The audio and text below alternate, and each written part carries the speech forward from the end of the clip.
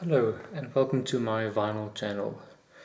Um, this is my top 10 most essential classical music albums on vinyl, on LP. And I'll be sharing my recordings, my collection for you out of my personal collection. So in my opinion, the top 10 most essential albums that you should have in a classical music collection. Um, I believe that the classical music um, vinyl recordings are very good quality. It's exceptional to listen to, and the experience of having an LP in your hands. Um, there's just a very special experience about listening to classical music specifically, and the program notes that also are in classical music vinyl recordings are very insightful actually. You will see that program notes are essentially in a vinyl record very good actually, compared to all the aspects, all the information that you get these days on the internet. Vinyl recordings, the vinyl recording program notes are actually very good. So one of the reasons to have classical music on vinyl. Also, the quality is exceptional. The analog sound, the live sound that you've got on a vinyl recording, classical music is just it's wonderful to listen to. So I'll be sharing to you my top 10. The first one is Amadeus. This is the original soundtrack recording. This recording was, I think, done probably in the early 80s. I'm not sure. The movie was released in 1984, but this is a absolutely wonderful recording. Here you can see at the back the pictures actually from the movie. So this is the soundtrack recording from the movie itself, and it's by St. Martin in the Fields, conducted by Sir Neville Marriner. There are some wonderful works by Mozart here. Actually, not some of his most famous ones, but some very essential ones, and it's a very broad spectrum of Mozart's works and what he actually composed. The movie itself is great. It's a really wonderful story about Mozart's life as a composer and his upbringing, and also his character, very much how he was as a person. So, and how his life, unfolded, and how music was basically his life. And so there's some wonderful works actually on this recording. It's a double LP. So, for instance, the opening, first movement of Symphony Number 25, which is the perfect piece of music for the opening scene of Amadeus. Some wonderful other works as well. For instance, the Serenade for wind instruments, the Grand Partita. This is the one which is probably the more famous one between the two. And this exceptional second movement from this, or third movement actually from this, such a beautiful movement, and one of my favorite compositions by Mozart is this Serenade for Winds. And then, of course, the let me quickly see here, the Concerto for two pianos. Mozart's concerti, is absolutely fantastic, because the way he had written for for soloists was just phenomenal. He's got so many different varieties of instrumentation in his concertos. So obviously there are some wonderful works as well that Mozart composed, which is not featuring on this LP. But this Concerto for two pianos, very very charming piece. And then the more famous Symphonia Concertant for violin and viola, that's also on this. And then the Kyrie from Mass, the Mass in C minor, is a very emotional piece of music actually, but a deep piece of music. And also, let's forward a little bit to some of Mozart's most iconic pieces. The final scene from Don Giovanni.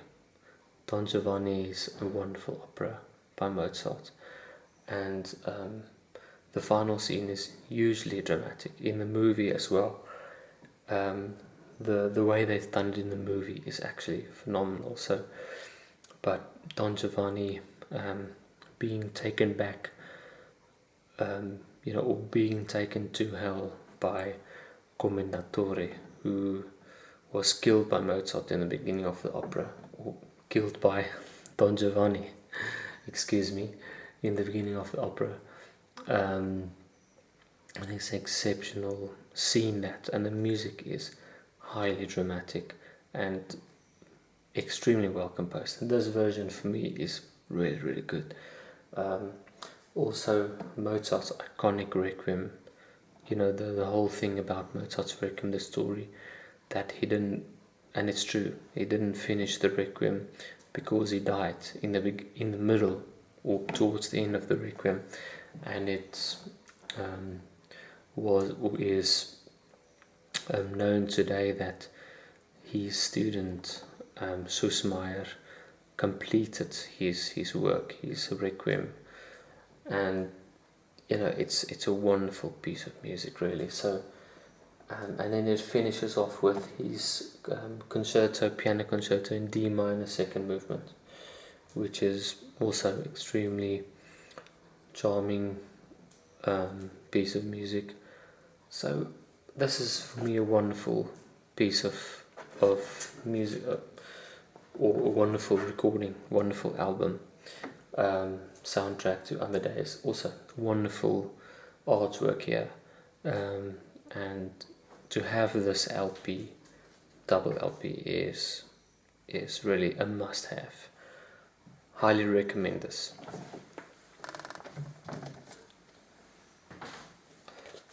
Next one is Beethoven Symphony No. 5. I think this is an iconic symphony. Symphony No. 5 is very much a must-have in a collection. Berlin Philharmonic with Herbert von Karajan conducting, and it's recorded in the Philharmonie Berlin, obviously one of the most iconic concert halls in the world, and the acoustics there are just absolutely breathtaking. For me personally, I've performed there as well once in my life, so this place is just unreal, and the acoustics there is fantastic. So I think this recording is very good. Actually, there are thousands and thousands of versions of Symphony No. 5 because it's so famous. But this to me is a very good recording because I think the program note is very good as well. The program note was written very very nicely. You can actually, you've got a very nice introduction to the Symphony No. 5, what it meant at the time, because it was a challenging time in Europe at that time when Beethoven composed this. This is a 1977 recording of this, and exceptional recording. Very very good version. And we're stuck with Beethoven again, and this is the iconic Piano Concerto number 5.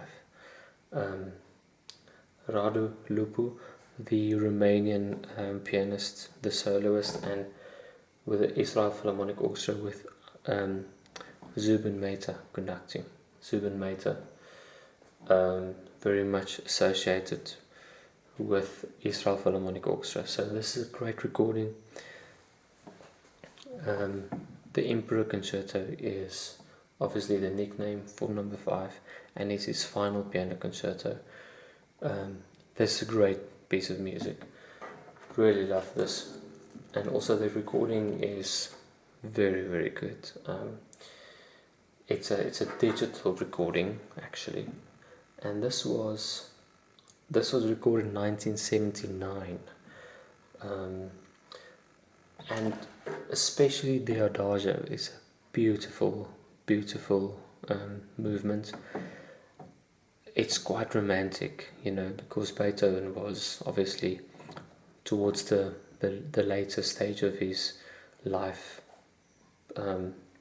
going into romanticism basically. Some of his writings and compositional style as well. So the second movement goes right into the third movement, and it's a long work, this, and I think this concerto is very much an important one in terms of the history of the piano concerto, because this sort of paved the way for the for the romantic composers as well, such as Liszt and Chopin especially. So this is a very nice recording, very nice piece of music. I love this work.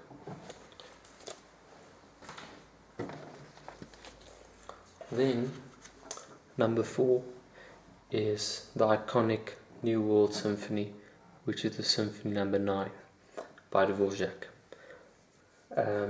Once again, Herbert von Karajan with the Berlin Philharmonic Orchestra. This time it's not Deutsche Grammophon, but it's EMI. So it's a good quality recording, very nice recording. Dvorak's New World Symphony is his 9th, of course, and then inspired by his new life basically in America, the United States, being a Czech composer and living in Czech Republic. He moved to America and then was inspired by some of the folk music, and it's definitely eminent in the symphony, especially in the second movement. So, and there's a nice history about the symphony also. Very good program note, and it is in English, written in English, very nice. Then the other piece that's featured on is the Smetana, which is out of his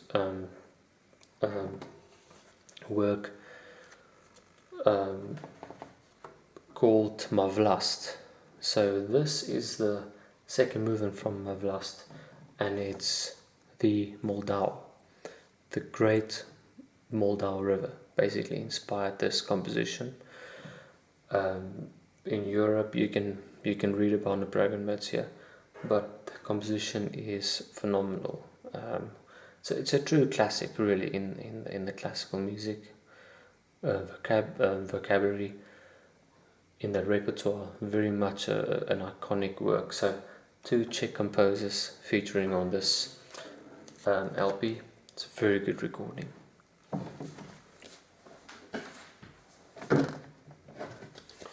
Up next, number 5, is the planets. I think if you have a vinyl collection, then the planets is a must-have. It's obviously a different sort of composition because it's inspired by astronomy. So the planets is a very, very well-known work. and today it's one of the most famous works, modern compositions or 20th century compositions basically. Gustav Holst, English composer, probably his most iconic work, and this version by the Boston Symphony Orchestra is very, very good under William Steinberg. So once again, a lengthy program notes about this work, and it's very interesting to read upon. Actually, the movements of each piece of music represents each planet. So Mars, the bringer of war; Venus, the bringer of peace; Mercury, the winged messenger; Jupiter, the bringer of jollity, probably the most famous movement here.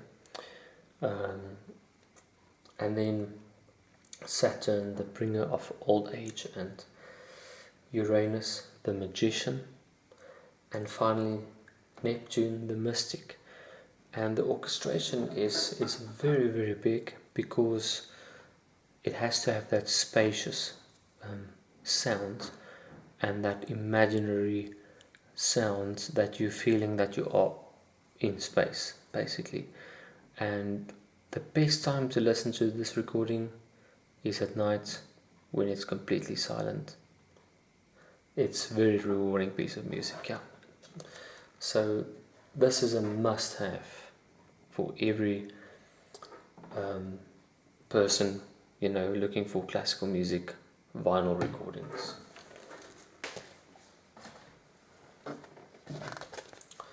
Next one is one of my personal favorites, and that's Mahler Symphony No. 4. Mahler symphonies is royalty, basically, and it's quite challenging to listen to if you're not used to listening to Mahler symphonies. It really takes a while to get into Mahler symphonies, especially his late symphonies, Symphony No. 9 especially, and then Das Lied von der Erde. It's a big, those are big works to listen to.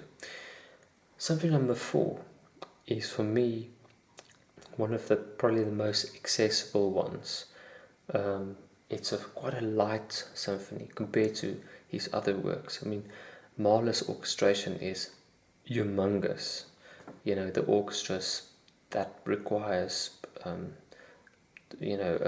Mahler symphony is basically very, very big. Triple winds, quadruple sometimes, and double the brass that's usually required. So Mahler Symphony No. 4, not quite actually, but still a very large orchestra. But for me, what's very nice about this is the way it's composed. It's a little bit like chamber music actually, and the last movement has a soprano solo, which is extremely charming actually. It finishes in this extremely peaceful way, and it's Barbara Hendricks, the soprano here on this recording. This is a fantastic recording. This specific one on vinyl by Zubin Mehta, the Israel Philharmonic Orchestra, is a wonderful recording, really. And again, a very nice description of the work itself.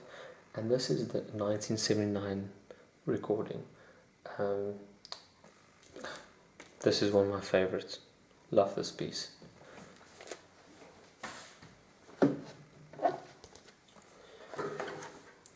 Next up is Mendelssohn's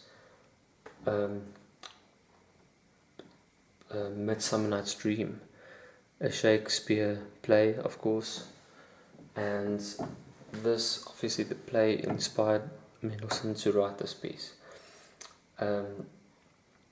It's a wonderful piece of music.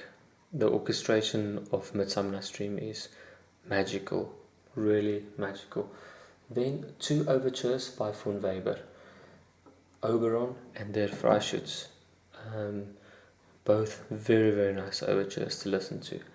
I specifically love von Weber's overtures, so I think this album is a complete album. It's got so much on it, basically. Midsummer Night's Dream plus 2 Weber overtures is a lot to listen to. So Raphael Kubelik with the choir and symphony of Bayer Rundfunks, which Raphael Kubelik is a wonderful conductor, and this orchestra is very, very good as well. I love the artwork of this as well. And this is under Deutsche Grammophon again, and to me this is a quality recording. I'm just looking at this now, a 1964-65 recording, and remastered in the 80s digitally. Once again, we have 4 languages here in the program note. It's wonderful. That's why I love classical music on vinyl. It's so insightful, actually. And yeah, this is a wonderful work. Midsummer Night's Dream especially. And you've got a bonus with the 2 overtures here. Next is one of my favorite compositions, and that's the Pictures at an Exhibition by Mazursky, Russian composer. What's interesting about this recording itself is that there are 2 different versions. First, the original version, which is for solo piano.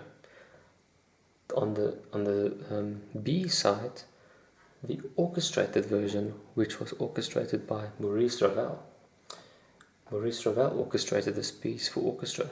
Ravel was an exceptional orchestrator, absolutely world class. And actually, the orchestrated version is the more famous one. Everyone knows that piece, basically, over the solo piano one. You know, no offense to all pianists out there, but the orchestration is mind-blowing. It's really, really fantastic. So, and this is a very good recording for me. Zubin Mehta leading the Los Angeles Philharmonic here. Once again, a lengthy program note about this work. It's an outstanding quality recording, this for me as well. 1967 recording, so Pictures is a wonderful piece of music, and especially the orchestrated one. But Vladimir Ashkenazy, let's make no mistake here.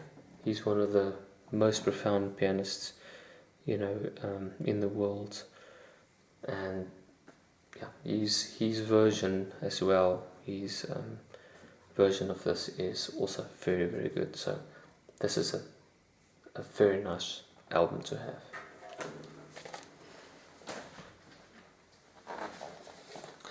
Next up, I've got Shostakovich 5th and 10th Symphonies. Pavlo Berglund with the Bournemouth Symphony Orchestra. This is a great recording. Shostakovich symphonies are. This is like probably going to a wine tasting. It's and actually visiting a number of estates, just getting through one Shostakovich symphony. It's very rich, very dramatic. Lots happening in the symphony itself. The 5th Symphony, which is probably his favourite or his most famous symphony, quite comparable with the 10th Symphony as well. So, but what I specifically like about this is this is a double album, so it's in a little box, So what's nice about this, I'll show you here, is the little booklet which you get with this. And there's a full description of both works, plus an analytical view about the most important motifs in this symphony, in both symphonies, which is great, which is very insightful actually. It's which instrument has the theme, who takes it over, and then a little bit of a background behind the music, because the music is so expansive, really, that one has to listen for certain things in the symphony, in both symphonies, of course, and then some pictures of the recording itself. It's great. It's really wonderful to have this. Is a true piece of art, and it's a great thing to have. You can pull it out and really appreciate the music much more. So this is number 9, and then the final recording.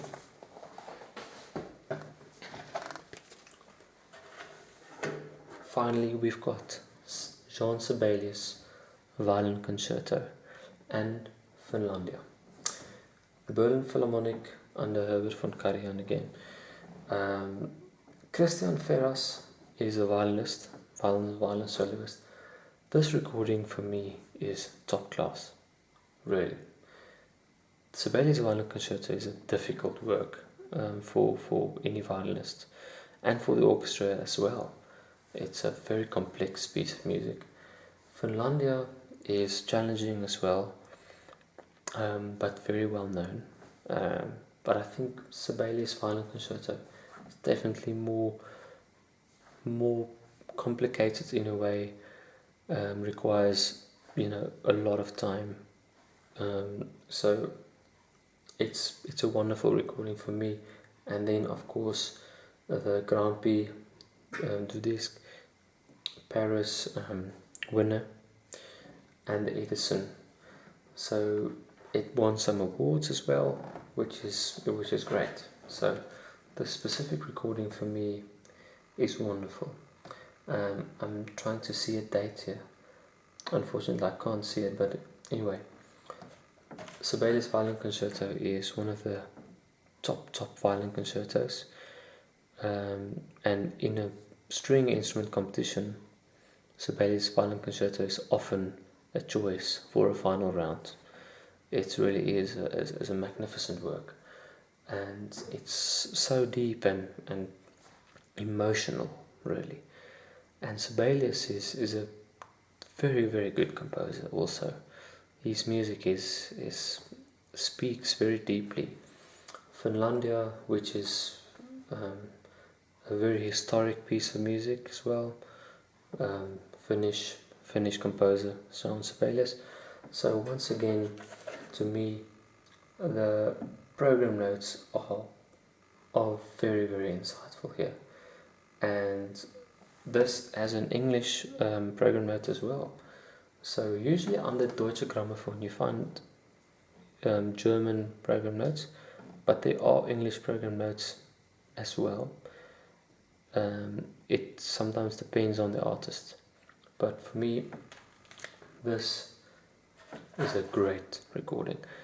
So this was the top 10 most essential classical music albums on vinyl. Thank you very much for watching. Please put your comments below. I'd love to hear from you, and then please check out part 2, because there are some much more recordings I'd like to share with you. So there will be a top 10 part 2 as well. Thank you very much.